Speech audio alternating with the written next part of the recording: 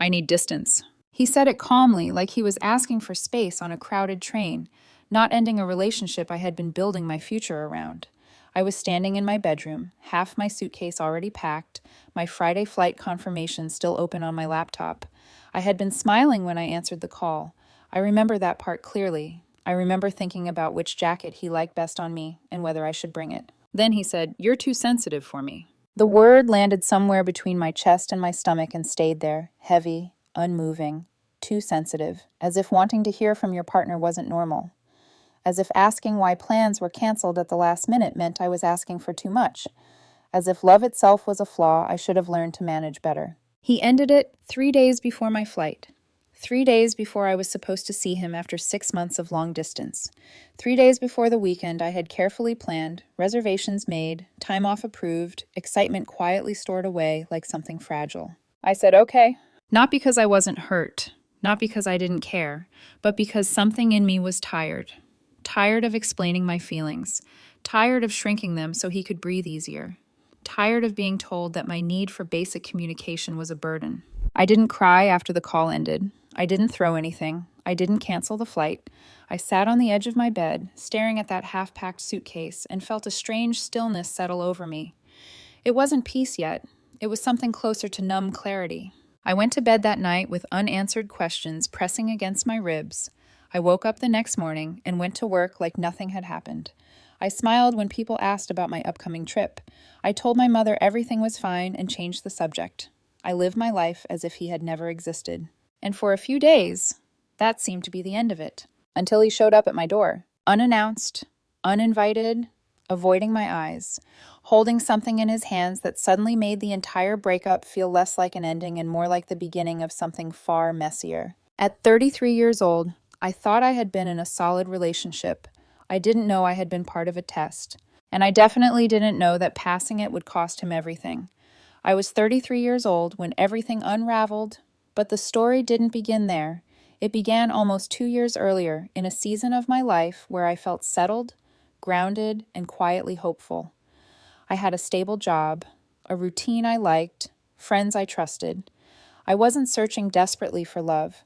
I was open to it, but cautious, the way you become after learning that attraction alone isn't enough. I met him through mutual friends at a small gathering that felt unremarkable at the time. There was no dramatic spark, no cinematic moment. We talked near the kitchen counter, leaning against opposite sides like people who didn't yet know they were supposed to matter to each other. He was charming in a restrained way, attentive without being overwhelming. When he asked questions, he seemed to listen to the answers. That mattered to me more than grand gestures ever had. Our relationship unfolded slowly. Texts turned into long phone calls. Casual dinners turned into weekends spent together.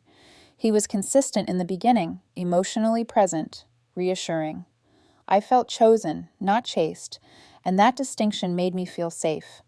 I remember thinking that this was what calm love was supposed to feel like. No guessing games, no emotional roller coasters, just two people learning each other at a steady pace. When he told me about the job opportunity 3 states away, it felt like a test, but not the one that would eventually break us. We talked about it seriously. We weighed options. He didn't pressure me to move. I didn't ask him to stay. We agreed to try long distance, with the understanding that it would be temporary, that it was something we were enduring for a shared future. The first few months weren't easy, but they were manageable. We scheduled calls, we planned visits. I counted days the way people do when they're waiting for something they believe in. I told myself that missing someone meant the relationship mattered. But slowly things shifted. Calls became shorter, then less frequent. Messages went unanswered longer than before. When I brought it up gently, he told me work was overwhelming. When I asked if everything was okay between us, he said I was overthinking. I believed him because I wanted to. I told myself that strong women didn't need constant reassurance, that patience was a virtue, that relationships weren't supposed to feel effortless all the time. The first time he told me I was too sensitive, it was said lightly, almost jokingly, after I asked why he hadn't called in days. I laughed it off. The second time, it came after he canceled a visit at the last minute. The third time, it sounded less like an observation and more like a complaint. His family knew about me, but from a distance, the way people know facts rather than faces. His mother was polite on the phone, warm but reserved. I could feel the unspoken expectation that I should be accommodating, flexible, understanding. I was. Maybe too much. Looking back, I see the small compromises I made without realizing their cost. I lowered my expectations instead of questioning why they weren't being met. I learned not to ask certain questions because they seemed to irritate him. I adjusted my emotional volume to make him more comfortable, convincing myself that this was what love required. By the time I was packing for that Friday flight, I was already bracing for disappointment without admitting it. I had planned the weekend carefully, like someone trying to remind another person why they mattered. I thought seeing me, being with me, would reset whatever distance had grown between us. I didn't realize he had already decided to push me away. And I definitely didn't realize that what I thought was a relationship struggling under pressure was actually a slow withdrawal, one I had been trained to accept without protest. The changes didn't arrive all at once. They crept in quietly, disguised as normal stress, normal distance, normal phases that every relationship supposedly goes through. If someone had asked me then whether anything was wrong, I would have said no, or at least nothing that couldn't be fixed with time. But my body knew before my mind was ready to admit it. I started noticing how often I checked my phone without realizing I was doing it, how my chest tightened when hours passed without a reply, how I rehearsed messages in my head, softening them, trimming them down so they wouldn't sound like accusations. I didn't want to be that girlfriend, the needy one, the difficult one, the sensitive one. When I did speak up, his responses followed a familiar pattern. He would sigh softly, like the conversation itself exhausted him. He'd remind me how demanding his job was, how little time he had to himself. He'd say things like, "I just need space right now," or, "Why does everything have to be a big conversation?" And almost without fail, he'd add, "You take things too personally." Each time I apologized, not because I thought I was wrong, but because I didn't want to push him further away. I told myself that love meant understanding, that compromise was part of adulthood. I didn't notice how often compromise meant I was the only one bending. His friends became distant too. Group chats went quiet. Invitations stopped coming. When I visited him during one of our planned weekends, I felt like a guest in a life that had already moved on without me. He was distracted, checking his phone often, stepping away to take calls he didn't explain. When I asked who it was, he brushed it off. Work stuff.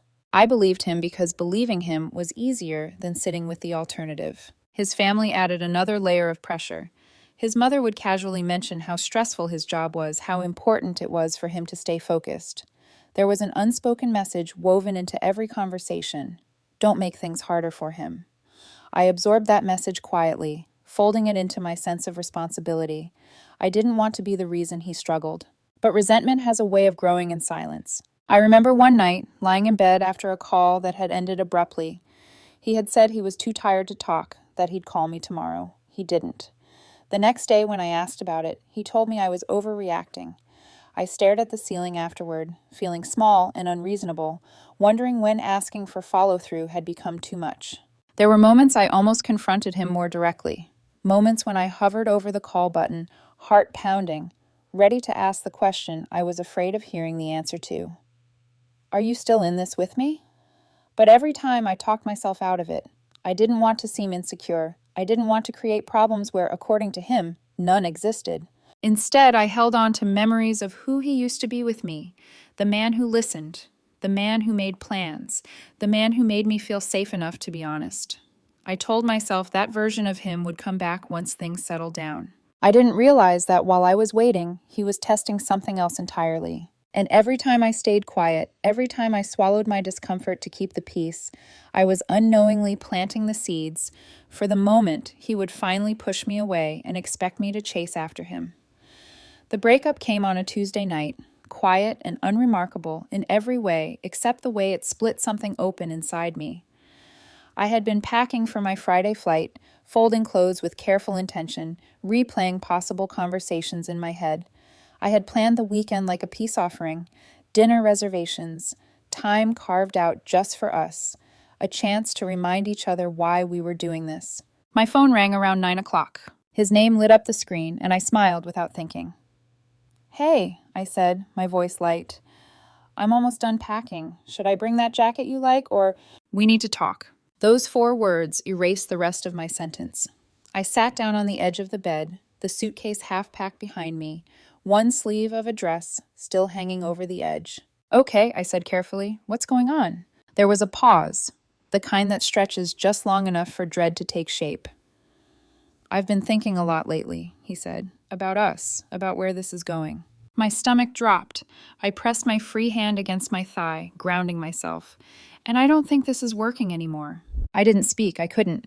The silence felt loud, heavy, like the air before a storm. You're too sensitive for me, he continued.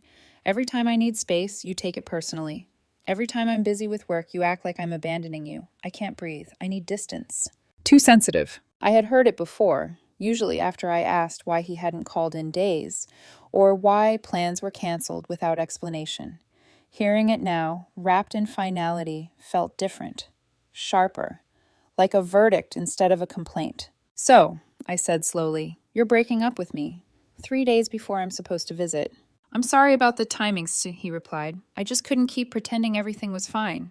There it was, pretending, as if the effort I'd been making to hold us together had been invisible to him. Okay, I said. There was another pause. I could almost hear his expectation on the other end of the line. He was waiting for something. For me to cry, to argue, to beg him to reconsider, to prove his point about my sensitivity.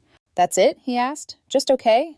What do you want me to say? I replied, my voice steady in a way that surprised even me. You've made your decision. I'm not going to convince you otherwise. I just thought you'd be more upset. I'm sure I will be, I said honestly. But right now, I'm just tired.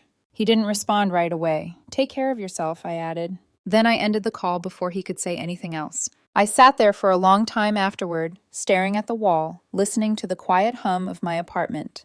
My first instinct was to cancel everything. The flight, the hotel, the reservations, to erase the weekend entirely, like it no longer belonged to me. But then something shifted. Why should I cancel? I had paid for the flight. It was non-refundable. The hotel would charge me whether I showed up or not.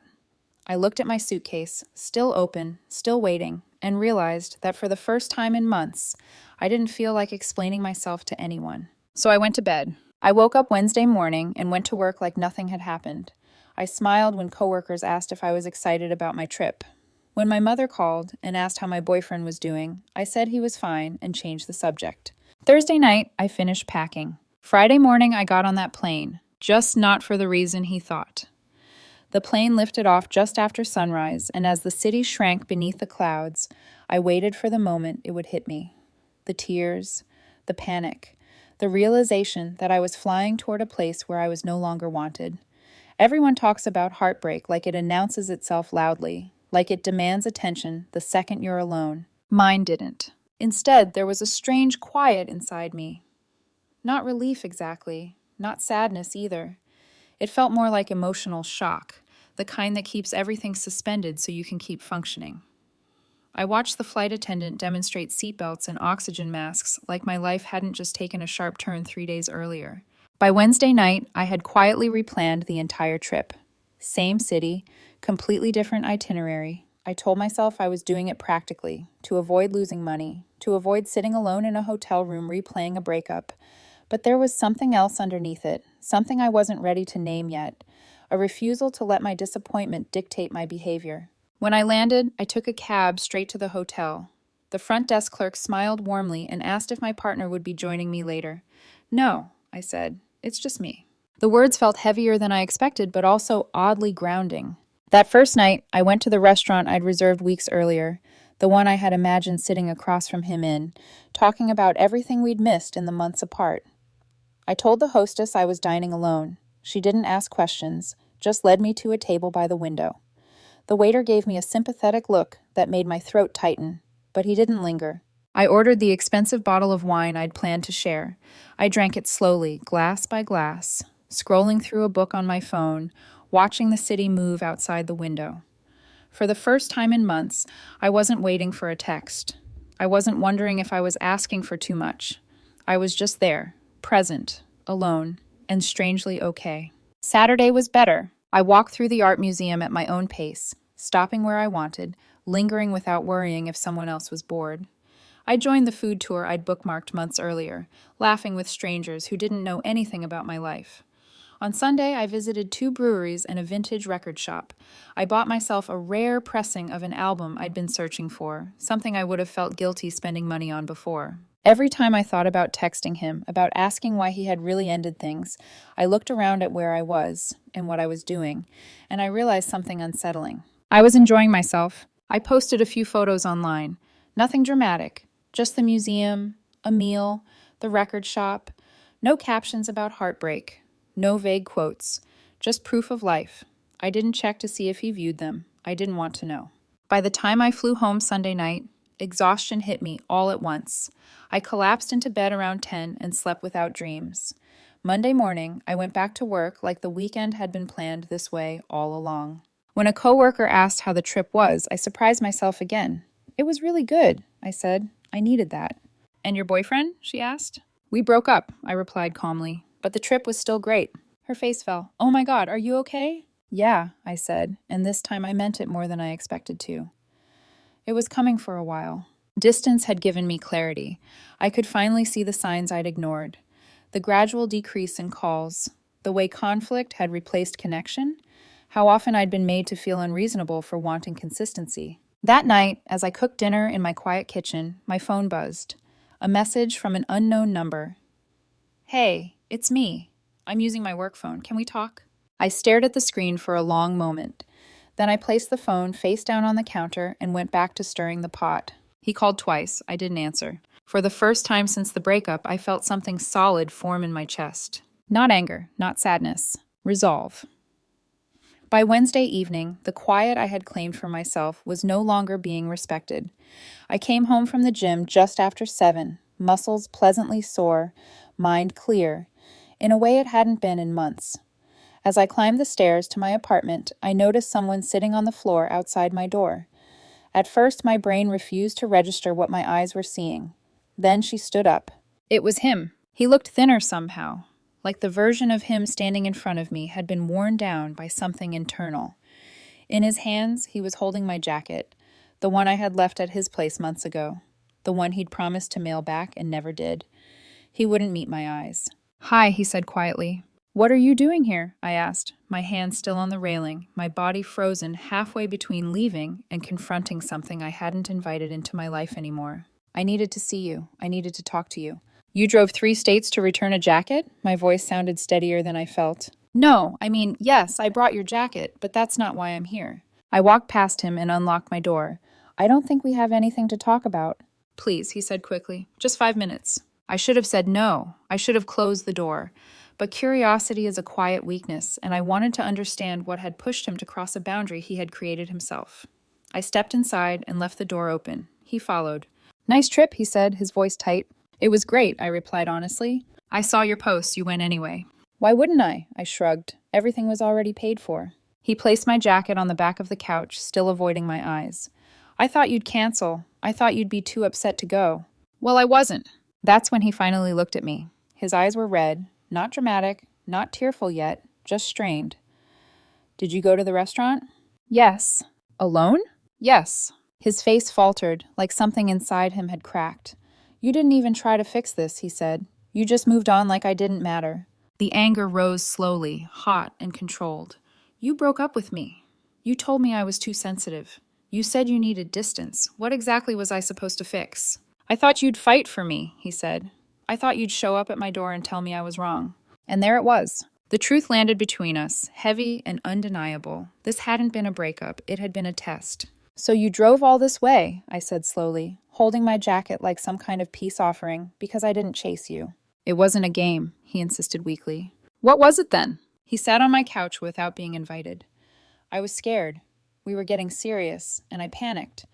I thought if I pushed you away and you came back, it would prove you really loved me." I stared at him, feeling something final settle into place. "That's the most toxic thing I've ever heard." "I know," he whispered. "I realized it a couple hours after we hung up. I wanted to call you back, but then I saw your posts. I saw you living your life, and I panicked again." I looked at this man who had meant everything to me just a week earlier and felt nothing. No anger, no love, just exhaustion. "What do you want from me now?" I asked. "I want another chance. I want to start over. No. Please, he said, tears finally spilling over. I know I hurt you, but we were good together. Were we? I asked quietly. Because from where I'm standing, you spent 6 months pulling away, picking fights, and making me feel crazy for wanting basic communication. Then you dumped me as a test. That's not love. I was under a lot of pressure at work. I know, I said. And every time I tried to support you, you told me I was being too much. You trained me not to care, then got upset when I stopped. He cried openly now. I didn't move to comfort him. I made a mistake. You made several, I replied, and I'm not interested in signing up for more. So that's it, he said. You're really done. You were done last Tuesday, I said. I'm just respecting your decision. He stood abruptly, grabbed the jacket, and threw it toward me. You know what? You're right. You're too sensitive, too rigid, too unforgiving. I caught the jacket against my chest. Maybe, I said, but at least I'm not playing games with people's feelings. He stormed toward the door, then turned back. You'll regret this. Maybe, I said calmly, but I doubt it. He slammed the door behind him. I stood there holding the jacket I had completely forgotten about and felt something lift off my shoulders. That was when I realized this wasn't over yet. The quiet after he left wasn't peaceful. It was heavy, pressing in from all sides, the kind of silence that forces you to sit with everything you've been avoiding. I stood there for a long time, holding that jacket, feeling the echo of the door slam reverberate through my chest. My hands were steady, but inside, something fragile had finally cracked. That night, I didn't sleep much. My phone buzzed relentlessly on the nightstand, lighting up the dark room again and again. I didn't need to look to know who it was. By morning, there were 17 messages waiting for me. Apologies layered over anger, accusations tangled with declarations of love, questions about whether I was seeing someone else already, followed by more apologies for even asking. The last message, sent just before dawn, read, I'm sorry, I love you, please call me. I deleted them all without responding. That should have been the end of it, but it wasn't. At lunch that day, my best friend called. His voice was cautious. What's going on? Your ex just messaged me asking if you're dating someone. I closed my eyes, exhaustion washing over me. I'm not. She's just having a hard time accepting that I'm not chasing her. She's messaging everyone, he said. She reached out to 3 of your friends this morning. Something cold settled in my stomach. This wasn't about closure anymore. It was about control. Over the next week, she tried everything. Texts from new numbers, emails, messages on social media platforms I didn't even know she used. A playlist of our songs appeared in my music app, each track a reminder of moments that now felt distorted. Flowers were delivered to my office with a card that said, I was wrong. Please forgive me. I thanked the receptionist politely and threw them away. Every block felt like a small act of self-preservation, but it also came with a quiet grief. Not for her, but for the version of myself that had once believed love was supposed to hurt this much. Then my mother called. Honey, she said gently, did you and your boyfriend break up? Yes, Mom, 2 weeks ago. Well, she hesitated, he called me today. He said you two had a misunderstanding and that he wanted to explain his side. My blood went cold. He called you? He did. He sounded very upset. He said you wouldn't talk to him. I felt something shift inside me, a line being crossed that couldn't be uncrossed. Mom, he broke up with me and then showed up unannounced trying to get back together. There's no misunderstanding. I just don't want to be with him anymore. There was a pause. He made it sound like you were the one who ended things. Of course he did. After that call, I sat alone at my kitchen table and realized something important. This wasn't going to stop on its own. I couldn't just wait it out and hope he would accept reality. I started documenting everything. Screenshots of messages, photos of the flowers, dates and times he contacted friends and family. When I finally sent him one last message, my hands didn't shake. I need you to stop contacting me and the people in my life. What we had is over. If this continues, I'll need to consider legal options. Please move on. His response came immediately. You'd really do that to me after everything we meant to each other? Yes, I typed back. Leave me alone. He didn't respond, but he didn't stop. And that was the moment I hit my lowest point. Not because I missed him, but because I realized how close I had come to believing his version of events, how easily I could have been convinced that I was the problem. Too sensitive, too much, too needy. Sitting there in my quiet apartment, I understood something painful and freeing at the same time. The darkest moments don't always look like heartbreak. Sometimes they look like clarity arriving too late. The turning point didn't arrive with a dramatic confrontation or a sudden rush of strength. It came quietly, disguised as an ordinary afternoon at a coffee shop. I was sitting by the window with my laptop open, half working, half watching people pass by outside, when someone pulled out the chair across from me without asking. I looked up, ready to tell a stranger the table was taken. It was his best friend. My body tensed instantly. Every part of me prepared for another conversation where I would be asked to soften, to reconsider, to be understanding. She didn't give me the chance to speak first. "I'm not here to convince you to get back together with him," she said quickly. "I'm here to apologize." That stopped me. "Apologize?" I repeated. She nodded, eyes tired, like someone who hadn't slept enough in weeks. I encouraged all of this. The breakup test. The idea that if you really loved him, you'd fight for him. Showing up at your place. All of it. I told him pushing you away would prove something. I stared at her, the noise of the cafe fading into the background. "Why are you telling me this now?" "Because I've been watching him spiral," she said quietly, "for 3 weeks, obsessing over you, over why you didn't come back, over why you didn't chase him. He's convinced himself that if he just tries hard enough, you'll forgive him." "That's not my responsibility anymore," I said, my voice steady. "I know," she replied, "and I'm not asking you to fix it. I just think you need to protect yourself. Honestly, if he doesn't stop, you should consider a restraining order.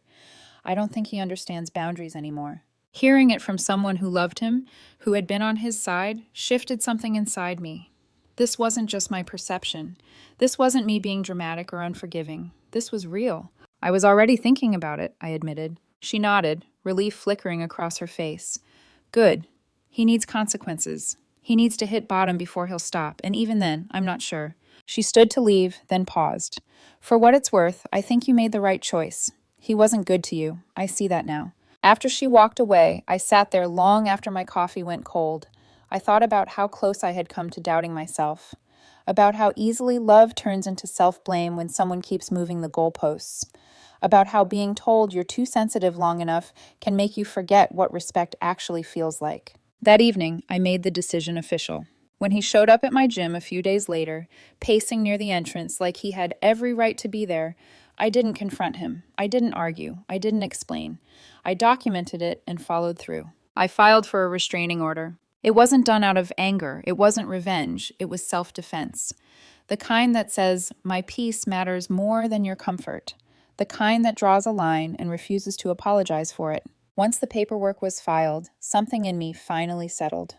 For the first time since the breakup, I wasn't bracing for the next message, the next appearance, the next attempt to pull me back into a story I no longer belonged in. The power had shifted, not because he lost control, but because I stopped handing it to him. The fallout didn't happen all at once. It unfolded slowly, the way reality does, when it's no longer being managed or manipulated. Once the restraining order was filed, the noise stopped abruptly. No more messages from unknown numbers, no emails slipping past filters, no sudden appearances in places he knew I would be. The silence this time felt different. It wasn't heavy or tense. It was clean. Word traveled faster than I expected. Friends who had quietly distanced themselves started reaching out again, cautiously at first, then more openly, not with questions, but with concern. "Are you okay?" became a recurring theme. I learned that his version of the story had begun to unravel under the weight of his own behavior. People noticed the desperation, the inconsistencies, the way his explanations changed depending on who was listening. His family, who had once subtly encouraged me to be more patient, more flexible, more understanding, went quiet. I didn't hear from them directly, but mutual acquaintances filled in the gaps.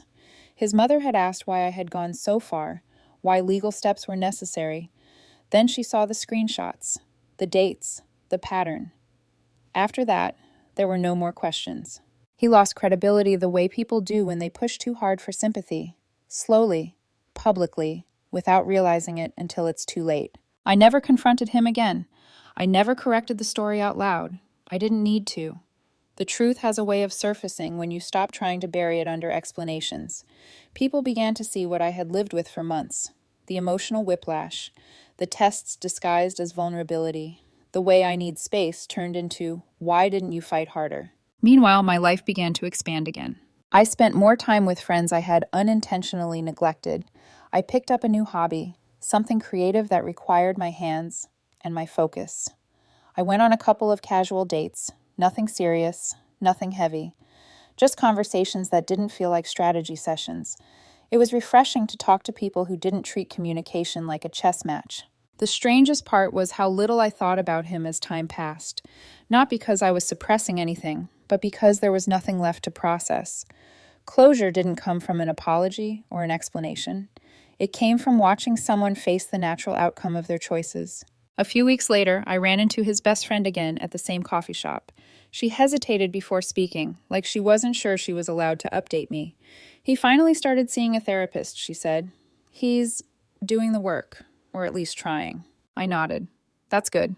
She looked relieved. He's accepted that you're not getting back together. I hope he keeps going, I said honestly, for his own sake. And I meant it. I didn't feel victorious. I felt free. Watching his world contract while mine reopened didn't bring me satisfaction. It brought me clarity. I hadn't lost anything worth keeping. What I had lost was an illusion, and what I had gained was myself. It's been 2 months since the breakup. 6 weeks since he showed up at my door with my jacket in his hands, eyes full of something I no longer recognized as love. I haven't heard from him in over a month now. The restraining order did what boundaries alone couldn't. It made the reality unavoidable. I'm doing well? Better than well, honestly. My life feels quieter in the right ways. I see my friends more. I laugh more easily. I've built routines that belong entirely to me again. I've gone on a few dates. Nothing serious, nothing rushed. Just conversations that feel light, honest, uncomplicated. It's strange how noticeable peace becomes once you've lived without it for a while. Last week, I ran into his best friend again at the same coffee shop. She told me he's continuing therapy, that he's finally starting to understand how his fear turned into control, how his need for reassurance became manipulation. She said he's accepted that we're not getting back together. I told her I was glad. And I meant it, not because I want him back, but because I don't want him repeating this cycle with someone else. Growth shouldn't require collateral damage. As for me, I've learned something I wish I had understood sooner. When someone tells you who they are, whether through words or behavior, believe them. And when someone tests your love by withdrawing theirs, the only winning move is not to play. Love isn't proven through panic or pursuit. It's proven through consistency, safety, and mutual respect. I kept the jacket, by the way. I'd almost forgotten about it until someone asked. It's a good jacket, comfortable, reliable. No reason to let someone else's dysfunction ruin something that still serves me. People have asked if I ever found out why he really ended things. Eventually, the truth surfaced. There was a woman at his workplace he'd been interested in. He wanted to explore that possibility without technically cheating. It didn't work out. That's likely why he came back. Knowing that didn't hurt. It just confirmed what I already knew. Sometimes I look back at the photos from that trip I took alone. The museum, the food, the quiet moments where I realized I was stronger than I thought. Getting on that plane was the best decision I made, not because it proved anything to him, but because it proved something to me. I wasn't too sensitive. I was finally sensitive to myself.